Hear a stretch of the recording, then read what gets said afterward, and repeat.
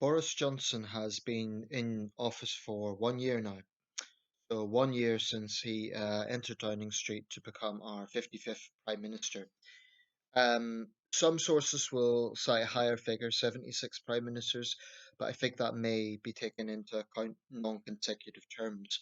For example, William Gladstone had four non-consecutive terms, and there's a few other examples. Um, but in terms of individuals, Johnson ranks as 55th if we assume that Sir Robert Walpole was the first Prime Minister, as is generally considered.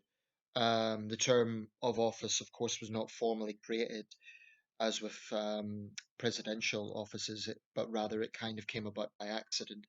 And in fact, it wasn't until about 1905, as late as the 20th century, under Sir Henry Campbell Bannerman, that the term Prime Minister was actually formalised.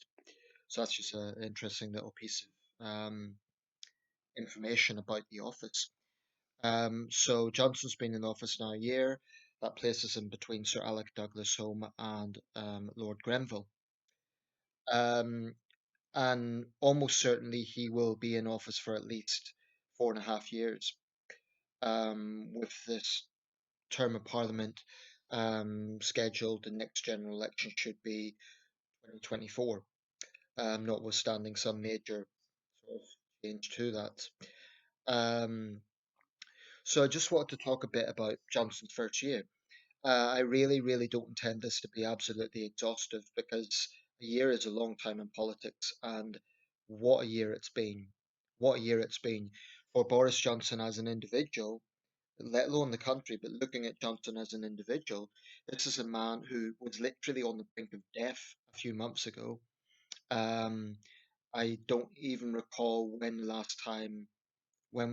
was the last time a prime minister was so sick. I think Neville Chamberlain was certainly suffering from cancer in his last months in office. But I can't recall the last time a prime minister was actually on the cusp of death in office. Um, so that is something that's extraordinary. It's unique in that sense, certainly in modern times. Um, and then in the same month to announce that he is going to have a child. So it has been personally, I think, a very turbulent time for Boris Johnson. Um, the thing that's interesting about Johnson that stands him out from other politicians is he is a celebrity almost outside politics. Um, I mean, he is a larger than life character. The whole Johnson the clown thing, Boris the clown, I think on some level it's a facade, but I also think it's quite a clever strategy that he uses. Um, I do not think that Boris Johnson is a stupid individual, far from it. I think he's a pretty smart character. Um, some have labelled him Britain's Donald Trump. I think that's overly simplistic, and I think that analogy is flawed. I mean, could Donald Trump spend 1 hour debating with a respected historian, I'm talking about Mary Beard, on the classics, i.e., Greece versus Rome, as he did a few years ago? Boris Johnson was advocating for the Greeks, Mary Beard was advocating for the Romans. This is a cultured man, a man of the world. He has a background um, which really exemplifies diversity. I mean, he was born in New York City. Unless I'm mistaken, he's the only British Prime Minister born outside the British Isles, apart from Andrew Bonar Law, who was born in Newfoundland, and who's known as the unknown Prime Minister. Um, so technically, Johnson could run for American president. He was born in New York City. Um, he also has Turkish descent. Um, his cabinet is probably the most diverse ever. I mean, when you look at it, he has a British Indian Chancellor of the Exchequer, who succeeded another British Asian Chancellor of the Exchequer, talking about Rishi Sunak, of course, who is also one of the youngest chancellors. He has a British Indian Home Secretary in Priti Patel. He has a Foreign Secretary of Jewish descent, Dominic Raab, and a pretty diverse cabinet. So when I hear people smear Boris Johnson as a racist, that just doesn't add up. That's not to say that he hasn't come out with statements that really can't be condoned. I do think some of the things he said over the years shouldn't be just dismissed as, oh, well, it's just Boris. I think, for example, some of the things he said about Liverpool were quite callous. Um, and he never really apologized for it, or at least um, it was all kind of a flippant dismissal of it. Any apology was half-hearted. I recently read, it's not exactly a book, but it's, just get this up. Yeah, it's kind of a booklet. Very interesting. Cripes by Nigel Cawthorne, and it's basically the story of Boris Johnson's rise. This is a man that should never be underestimated. Um, I mean, he ran London for 8 years, and remember, the office of Mayor of London is the largest personal mandate of any politician in the country. He was Foreign Secretary for just under a year. His record as Foreign Secretary, or just over a year. His record is patchy, but it was on his watch that the Salisbury attack occurred and Russian diplomats were expelled. I personally think that that was one of the stronger moments of the May government. I think her government showed tough resolve on that. Although the recent Russia findings, point to successive governments being too complacent about the Russian threat, as the focus was all on Islamist terrorism, understandably. But I do think we took our eye off the ball when it came to Russia. And no prime minister emerged as faultless from that. Um, One thing that is absolutely, striking, like if I was to sum up the first year in office, had it not been for this worldwide pandemic, then the obvious thing would be Brexit. But now it's coronavirus and this pandemic that really is the number one subject of Boris Johnson's first year. Um, I mean, it's totally changed the world. It's totally impacted the world everywhere. And it is the biggest disaster in this country, actually, in 100 years. I say 100 years since the Spanish flu because it's now deadlier than the Blitz. So it even surpasses our sacrifice and sufferings in World War II in terms of mortality. At least 45,000 dead, could be up to 60,000. We may never know the exact figure, but we are third in the world. I mean, there's no way around it. Even if you allow for the fact that some countries are manipulating their figures, this country has been hit very hard by coronavirus. But the NHS hasn't been overwhelmed, and I do think that's a point to consider. I think it's a bit flippant for Johnson to say that it's been a resounding success. It's even a bit callous and dismissive of the enormous suffering that frontline health workers have faced, alongside the massive impact on care homes. Um, with Boris Johnson, there is a Churchillian side there, and obviously he looks up to Churchill, and he is a prime minister who's dealing with the biggest crisis we have faced since the war, um, and the deadliest crisis since the 1918 influenza. So he is in a unique historical position in this regard. Um, but I think it's very difficult to pinpoint to Boris Johnson because, on one hand, there are a lot of people who really dislike this man, but I would consider that there are more people who cannot help but like him because he is an amicable character. He is folksy. He knows how to communicate with people, and he's in a fortunate position insofar as that Christmas election of last year. Um, some could argue that Johnson had the good fortune to have a far left opposition leader, hence making it easy to defeat Labour. Um, you could say the same thing for Thatcher and Michael Foot, but Corbyn was, I would suggest, even further left than Foot was. Johnson, of course, won a resounding victory, comfortable victory, so that is a big strength. And electoral politics and democracies obviously determine the course a leader can take. Johnson has that to his advantage. What has been some of the defining things? Well, before the pandemic, obviously it was Brexit. I don't want to talk at great length about Brexit because I honestly think, firstly, it's such a toxic and divisive issue that no matter, I find that if people try to be neutral and they try to be moderate on this, they'll still get attacked. So, I voted Remain. I still have misgivings about Brexit, but I'm not some crazy Europhile. And I do think there's an arrogance from some Europhiles. I've seen it recently.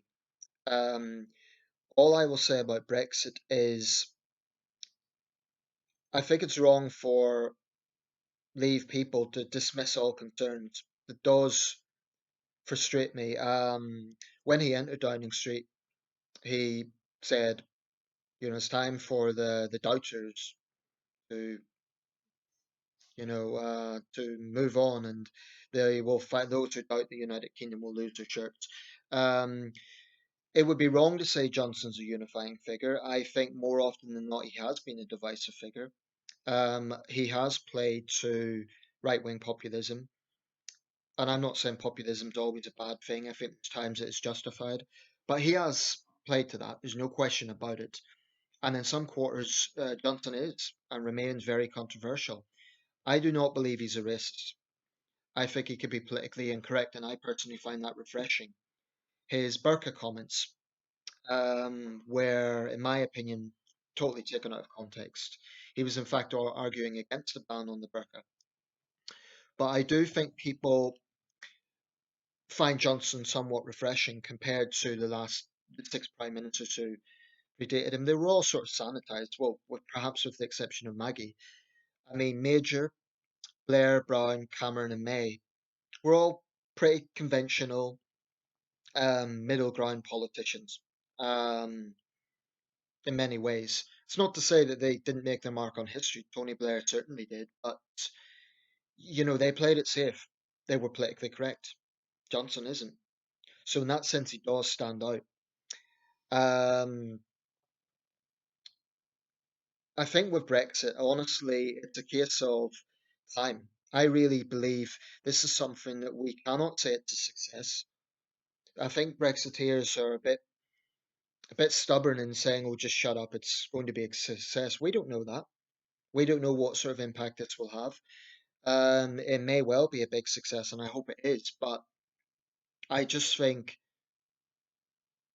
the way that economics works, the way that these things play out, I think it could be years before we really know the consequences of this. And I think both sides need to hold back a little bit. I mean, yes, it's wrong for certain Remainers to be questioning the democratic outcome and to be constantly talking about reversing it. But I also think it's wrong for certain Brexiteers to basically say, okay, you lost, now shut up, and it's all going to be great. I think that they can't know that for a fact. They can't. Even the world's top economists don't always get it right. So, you can't make blanket statements like it's definitely going to be a success. None of this was going to be certain. So if it does turn out to be a resounding success, Johnson was consistently pro Brexit, at least during the campaign. It's debatable earlier in his life, but certainly during the campaign he was consistently pro Brexit. I think the problem that May had was no matter how hard she tried to please Brexiteers, she was always put down as a Remainer. And because of the sectarian environment, she was always, always going to be attacked by both sides because the Brexiteers would see her as too soft and too passive, and she wasn't giving them exactly what they wanted. And the Remainers saw her as pleasing the Brexit side of the Conservative Party. So with Johnson, he doesn't have that problem because he was always pro Brexit. So if it is a resounding success, I think that he will be remembered as the prime minister who delivered Brexit. Although it was Cameron that called a referendum in May that went through those very, very turbulent 3 years of tough, complex negotiations. Um, Coronavirus will definitely define this premiership. and Johnson's response to it will. I don't quite agree with those who say it's been a total disaster because of the death toll, on the grounds that I think a lot of countries are not being entirely candid about what the true death toll is. Different countries, look at the numbers in different ways. But at the same time, I don't think Johnson can honestly claim it's been a resounding success. Um, did the government introduce lockdown too late? It's possible. The provision of PPE equipment, the dismissal and almost a blame game of care workers in care homes, I think is lamentable. Um, but I honestly think that, to be fair to Boris Johnson, you have to judge this as an exceptional situation that any prime minister would have struggled with, I think. I mean, our friends in Italy and Spain, certainly, and France, they were suffering very high death tolls as well before Britain did. So I don't think you can say because of the high death toll that equates to terrible leadership. You need to look at it on a global scale. And yes, it's true we are third in the world. Um, but when this thing finally ends, maybe a year, 2 years from now, we may be well down the list again because probably you'll find the developing countries, their death rates are going to soar. That's already happening. Brazil, Mexico's going to overtake us this week, probably. So I honestly think coronavirus, like Brexit, can only fully be judged afterwards. And I honestly think, I mean, take the health secretary, for example. Usually that's a department that would be kind of middle ranking cabinet level, but Matt Hancock has got far more focus than usually a health minister would. So I do think we have to accept the government is under exceptional pressure on this. One major defining thing I think is going to be Russia and China. The Russia report is certainly quite startling, or at least quite poignant. I do think the Tories need to answer questions about their preparedness to take Russian, to pander to Russian oligarchs. Corbyn was rightfully condemned for his far left worldview, but the Tories aren't innocent in this. And, they don't emerge innocent either. I think that China is going to be a major, major sticking point. I think it was a very big mistake for Johnson to agree to Huawei in the first place. So if history records, oh, Johnson, the Prime Minister, was tough on China, it should also record that he started off being like Prime Ministers before him pandering to China under the false notion that if we just go softly, softly, they will reform, or, we can use that strategy. But it doesn't work with Beijing. The only thing Beijing respects is power, and I do believe that they mistakenly see Britain as a soft touch. So if we are in a Cold War now with China, this is going to be something that's going to define the Johnson years as well. Um, I am encouraged by some of the positions lately. Dominic Raab, as a foreign secretary, has had his fair share of criticism, certainly with his handling of the young lad who died in Norfolk. In terms of our relations with the United States regarding that incident. But on the other hand, I am encouraged by some of the bold statements that Rab has been making, and also this offer to extend the British passport to BNO holders, British citizenship, that is. That is a bold move, and I am encouraged that we are starting to see tougher rhetoric coming from Number 10 and from this administration than from previous administrations. It is a stark contrast to the Cameron Osborne years, and I think it's absolutely justified. I anticipate that perhaps in the near future it could even escalate to the point where Liu Xiaoming is expelled, and I would say not before time. Um, I do want to see this government taking a hard line on Beijing. Um, And to those who say, oh, that's hawkish or it's China bashing, I say, well, what we have been seeing for too long is China pandering.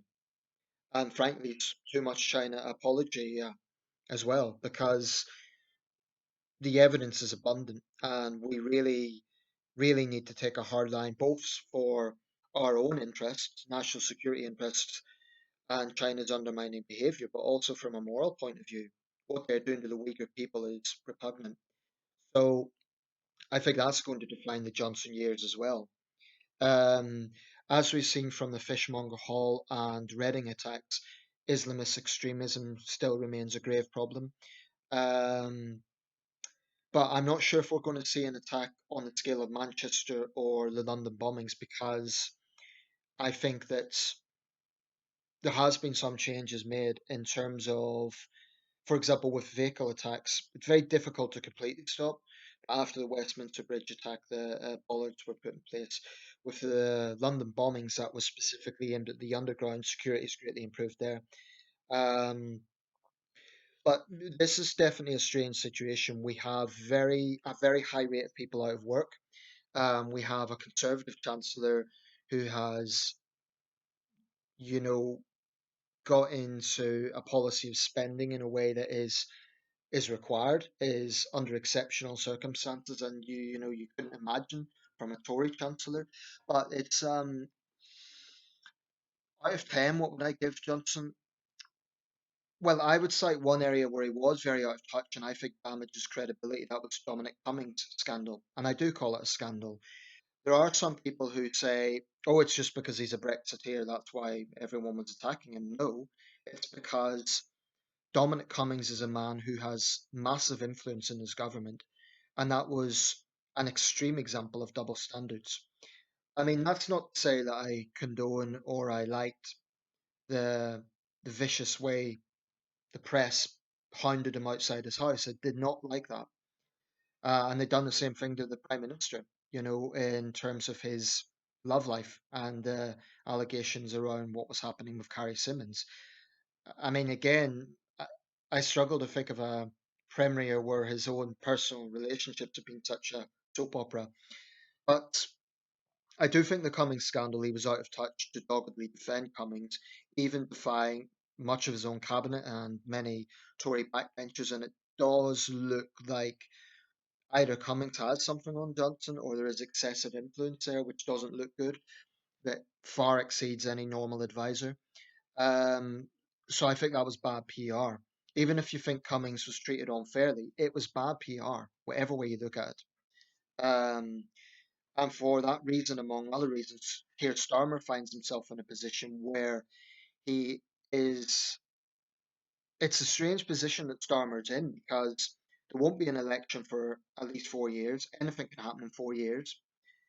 Starmer's already made some strong moves as a Labour leader, and now his popularity is just past Johnson's. Now, you could argue, well, every prime minister has a honeymoon period and then this happens. But Starmer, unlike his immediate predecessors, does look prime ministerial.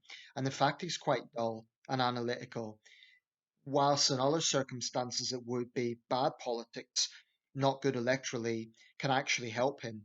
In other words, where Boris Johnson is a very good campaigner and very folksy and great communicator, it could actually be to Starmer's advantage. He might look like almost, I don't want to say the adult in the room, but you know, Johnson is great at making these flippant, dismissive comments.